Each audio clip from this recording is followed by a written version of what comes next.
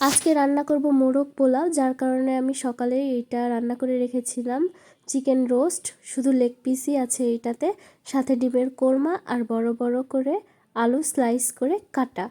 আর এই পাশে রান্না করেছিলাম দেশি মোরগের ঝোল নতুন আলু দিয়ে। সাধারণত এখন নতুন আলু উঠেছে, এই জন্য তো কালারটা অস্থির এসেছে। তো এই দেখো, আমি আর একবারও দেখিয়ে দিচ্ছি আমার রোস্টটাও ইয়াম্মি হয়েছে, অনেক মজা। তো ফাইনাল লুক দেখো আমার মোরগ পোলাওয়ের। মাশাল্লাহ অনেক সুন্দর হয়েছে। এটা আমি কাঁসার একটা হাঁড়িতে তৈরি করেছি।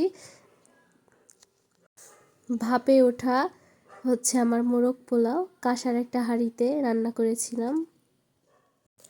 আর এইখানে ছিল টমেটো সালাদ সাথে শসা।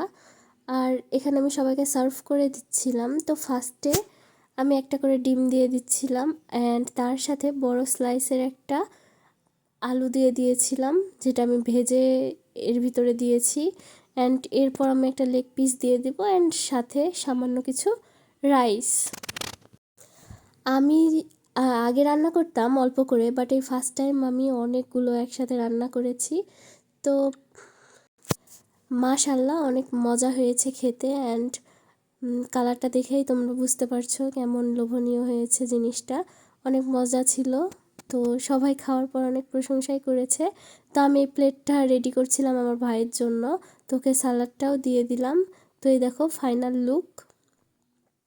ও আমার ক্যামেরাটা ধরে দিচ্ছিল, তো ওর ফেসের রিয়াকশন সবাইকে দেখিয়ে দিলাম। তো চলো গাইস, আমিও এখন টেস্ট করে দেখি কেমন হয়েছে। তো এখানে আমি দেখছিলাম যে রোস্টটা আসলে কেমন হয়েছে।